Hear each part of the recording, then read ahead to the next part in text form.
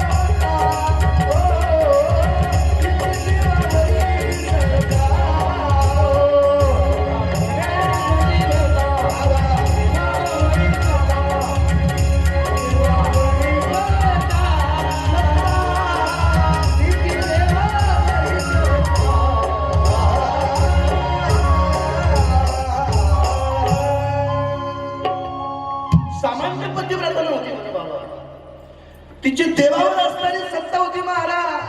तुका म्हणे पतिव्रता, तुकोबाराय सांगतात तिची देवावरील सत्ता, देवावर असणारी सत्ता होती, पतीच्या पुढे न जाणारी होती. अशा काही माऊली आहेत, पती म्हणतील तेच ऐकतात, पण काही त्या म्हणतील तसं पतीला ऐकावं लागतं. ऐका बरं, एक माऊली म्हणे आळकुटीतली, आणि तिला रांध्यात दिलं, बाकी लय गोडे 2 शब्दाचं ऐका बरं.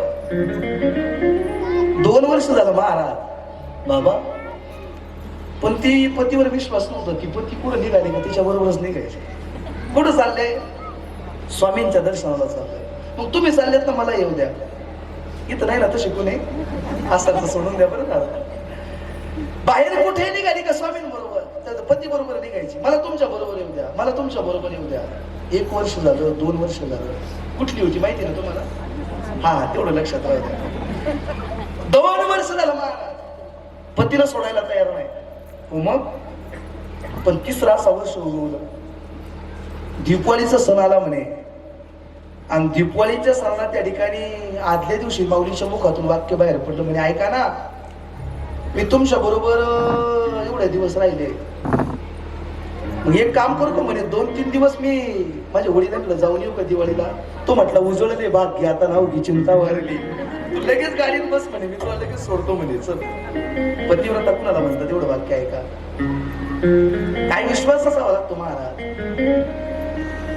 वडिलांपर्यंत जाऊन पोहोचली, लगेच पतीला फोन केला,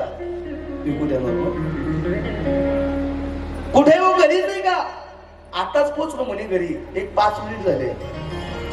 नक्की घरी ना? हो म्हणे घरीच. मग किचन रूम मध्ये जाऊन मिक्सर चालू करून दाखव बरं घरी का? काय डोकं लावतील महाराज यांना. थोडं आता काय झालं, लाडक्या बहिणी म्हणून त्या ठिकाणी काही डोकं लावतील. सकाळ झाली, संध्याकाळ झाली, संध्याकाळी परत फोन केला, तुम्ही घरीच आहे का? म्हणे घरीच आहे. मग किचन रूम मध्ये जाऊन मिक्सर चालू करून दाखव. मिक्सर चालू केला का तिला लय बरं वाटायचं, आपली पती घरीच आहे. 1 दिवस झालं, 2 दिवस झालं, 3 दिवस झालं बरं माऊल्यावर. पण 3 दिवसाच्या नंतर आपल्या पतीला न फोन करतात की गाडी धरून रांध्यात आली. बाबा घराच्या समोर आलीच पाहिलं तर पप्या घरापुढे खेळत होता ना, आवाज दिला, पप्या.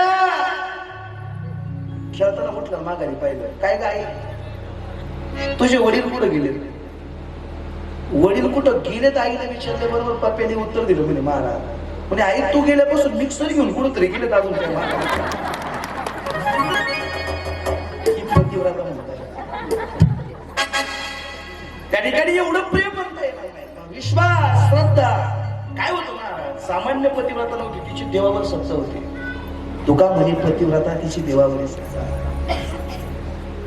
जशी अनुसया माता जशी पतिव्रता होती, त्याच काळी एक शांडिल्य नावाची पतिव्रता त्या ठिकाणी, तिची बहीण खूप मोठी पतिव्रता, आणि त्या शांडिल्यने त्या ठिकाणी बोलायला सुरुवात केलं. म्हणजे ही पतिव्रता होण्याकरिता काय करावं लागलं? ऐका बरं तुम्ही, काय करावं लागलं? सोपं आहे, फक्त ऐकायला व्यवस्थित. तुम्हाला कोणाला पतिव्रता व्हायचं असेल तर लय सोपं आहे बाबा. बहिणीने सांगितलं म्हणजे पतिव्रता होण्याकरिता एक करावं लागलं. काय? भगवान भोलेनाथांच्या मंदिरात जाऊन बसावं लागेल सकाळी, आणि तिथं कुणी जर दर्शनला जो पहिला येईल ना त्याच्या गळ्यामध्ये हार घालायचा, आणि त्याच्यासमोर लग्न करायचं, आणि त्याला पती मानायचं. पतिव्रता कुणाला म्हणतो? सामान्य बाबा. निघाली पतिव्रता व्हायचं होतं. भगवान भोलेनाथाच्या मंदिरामध्ये गेली सकाळच्याच वेळेला. एक कुष्ठरोग झालेला समजत आहे, दर्शनाकरिता परत गर्दीमध्ये दर्शन व्हायचं नाही म्हणून ताबडतोब आला होता बरं. आई आलेला तिला तिचं नजर पडली, त्याच्यावर गेली. कुष्ठरोग झालेला आहे, पायाला चालता येत नाही. असा असताना हा कुष्ठरोगी मग पण जो पहिला दिसेल त्याच्याच गळ्यामध्ये त्या ठिकाणी मारा करायची. मनामध्ये एवढंच होतं, विचार नाही केला, गळ्यामध्ये आलं आणि पती म्हणून स्वीकार केला. टोपलीमध्ये बसवलं आणि घेऊन घरी निघाली. ऐका बरं, टोपलीमध्ये बसवून त्यावेळेला घरी घेऊन निघाली ना बाबा. घरी घेऊन येत असताना कुष्ठरोगी होता. गल्लीतून जात असताना वेश्याची गल्ली पाहिली, एका वेश्येकडे नजर गेली त्याची. वेश्येकडे नजर गेली आणि घरी टेकवल्याबरोबर मुखातून वाक्य बाहेर पडलं, मला त्या वेश्येकडे घेऊन जा म्हणे. पतिव्रता कुणाला म्हणतात?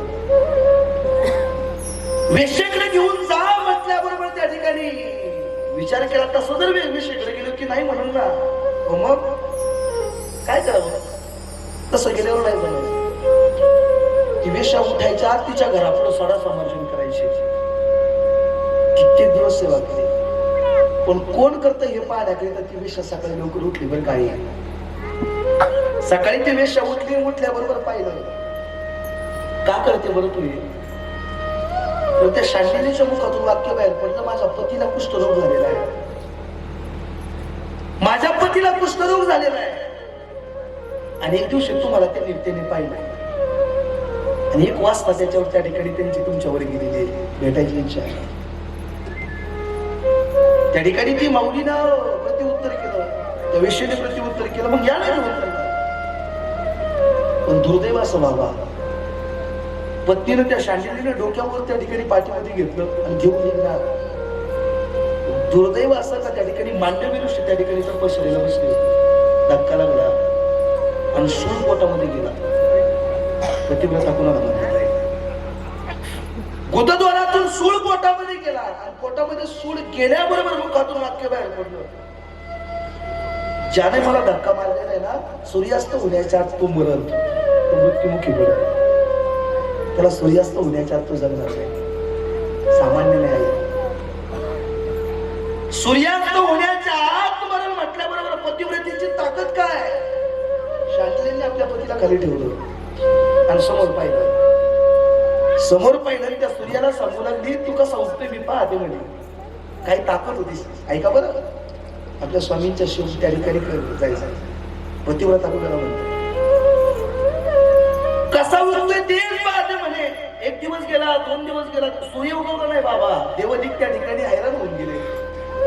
असं कोण आहे काही सूर्य उगवू शकत नाही? आपल्यापैकी आई नाही असं? आई सामान्य नव्हती माऊली. पतीला उगवत त्या ठिकाणी सूर्याला उगवू दिलं नाही का? तर पती मरण ना. पण आता त्या माऊलीकडे जाण्याकरिता, त्या शांडिलीकडे जाण्याकरिता काय करावं म्हणून देवाने युक्ती लावली. म्हणे अजून एक पतिव्रता आहे, त्याचं नाव अनुसूया आहे.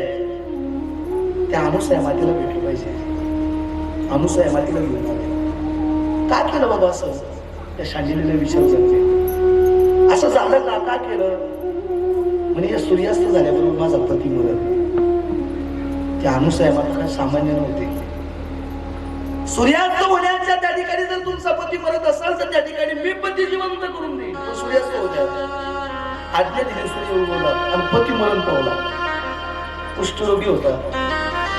असं कोण्या माऊलीला वाटत नाही आपला पती आपल्याला अर्ध्यावर सोडून जाऊ.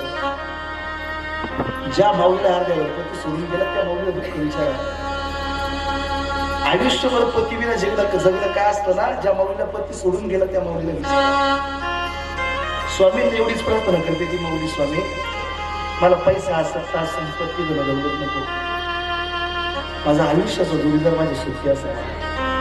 काय बाबा, पती निघून गेला महाराज. सामान्य नव्हती पतिव्रता अनुसूया माता.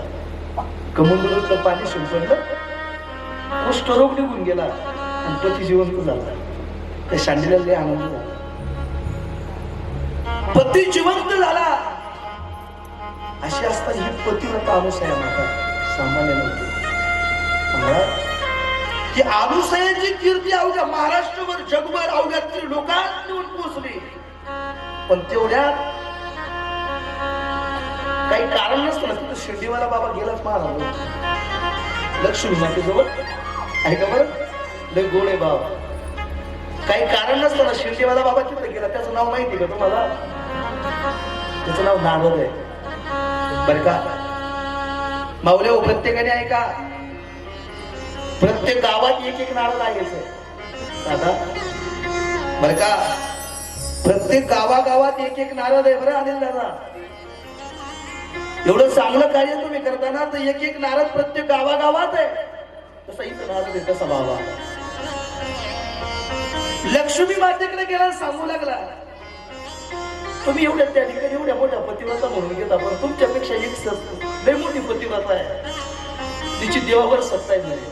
म्हणजे देवावर सत्ता अशी कोण असते आमच्यापेक्षा? प्रत्येक लोक म्हणतात माझ्यापेक्षा कोण मोठे बाबा, सोडून दे बाबा. ऐका बरं, फक्त कळ लावायचं काम होतं महाराज नारळाचं. म्हणून वाक्य ऐका, प्रत्येक गावागावात एक नारळ आहे, त्याच्यापासून सावध राहा. चांगल्या रोडला गतिरोधक आणि चांगल्या माणसाला विरोधक नेहमी असतात. चांगल्या रोडला गतिरोधक म्हणून रोड बदलायचा नाही, आणि चांगल्या माणसाला विरोधक आहे म्हणून आपला रस्ता त्या ठिकाणी सोडायचा नाही. एक ना एक दिवस स्वामी त्याला त्याचं प्रायश्चित्त देतील. त्याचं वाक्यच आहे, एक ना एक दिवस फक्त वेळ येऊ द्या महाराज. सेवा जर सात्विक अंतःकरणाची असेल ना, स्वामी पाहतात आहे आपल्या माग आणि पुढे उभं राहून आपल्या सांभाळण्याचं काम. आपण फक्त चालतोय, चालवणार ते.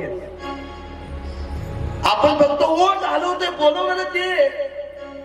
सत्ता त्यांची विसरता कामा नाही. घरापासून इथपर्यंत चालत आलो, आपल्या पायाने आलो का स्वामींनी आणलं म्हणून? कोण म्हटलं पायाने? नाही नाही नाही. ज्या दिवशी आठवणी कोण जाईल ना बाबा, पाय शाबूत असतील पण चालवणार ते. अशी माणसं प्रत्येक गावागावात विचार नाही करायचा. ऐका बरं, अशी माणसं प्रत्येक गावागावात आहे महाराज, आणि पाहिजे त्याशिवाय प्रगती नाही. ऐकतात ना तुम्ही? अशी माणसं प्रत्येक गावागावात पाहिजे, त्याशिवाय प्रगती नाही. लक्ष्मी मातेजवळ गेले बरं बाबा रंगनाथ बाबा, आणि त्या लक्ष्मी मातेला कसं तरी झालं म्हणे. काय तर माझ्यापेक्षा कुणीतरी पतिव्रता आहे नाराज सांगतात. त्या लक्ष्मी मातेला पार्वतीला फोन लावला. ऐका बरं, फोन लावल्याबरोबर रिंग तिकडं गेली महाराज पार्वती, आणि सांगू लागले आपल्यापेक्षा कुणीतरी पतिव्रता आहे म्हणे. आणि पार्वतीला सावित्रीला फोन लावला. लागतोय का फोन? वा वा वा, लागला लागला, फोन लागला. एकदा टाळी वाजवा जोरदार.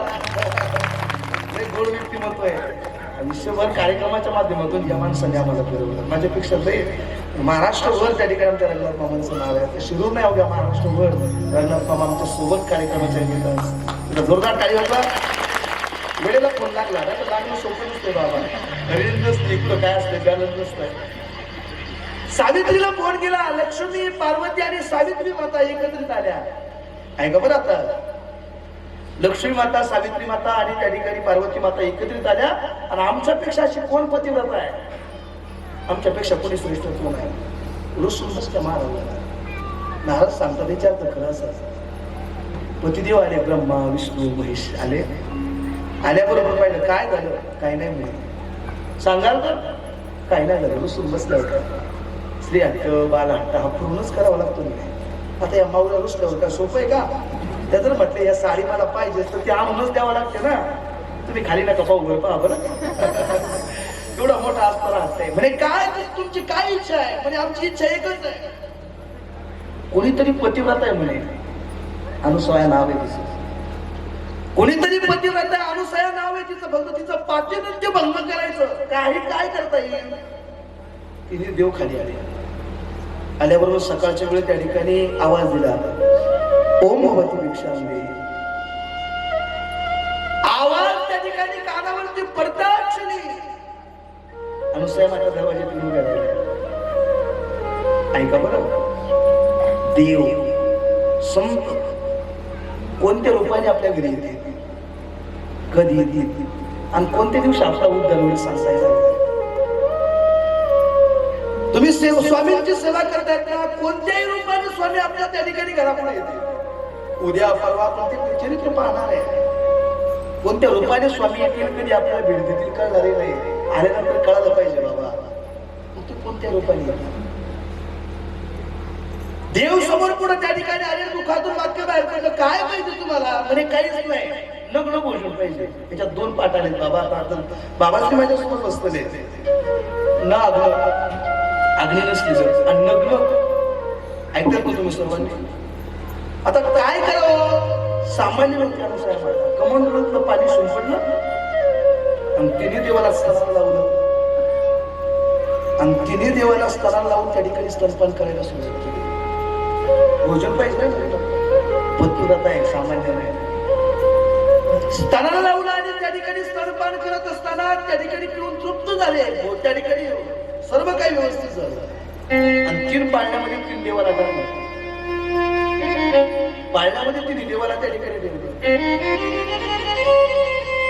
एक दिवस झालं, 2 दिवस झालं, 3 दिवस झालं, आमचे पतिदेव काय केले बाबा? आपल्या दत्तात्रयांचा अवतार त्या ठिकाणी पाहायचा आणि त्याच्यानंतर स्वामींचा अवतार. कथा उगाच तशी नाही करून जमला, त्याचा मूळ सोडला पाहिजे.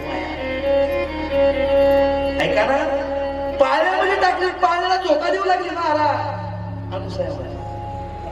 3 दिवस झाला आमच्या पती नाही आले. लगेच फोन केला कोणाला? लक्ष्मी मातेला. कोणाला? नारदांना. फोन लगेच नारदांपर्यंत. नारदजी आलं म्हणजे काय झालं? 3 दिवस झाला आमच्या पतिदेव दिसत नाही. कुठं गेलं म्हणजे पतिदेव?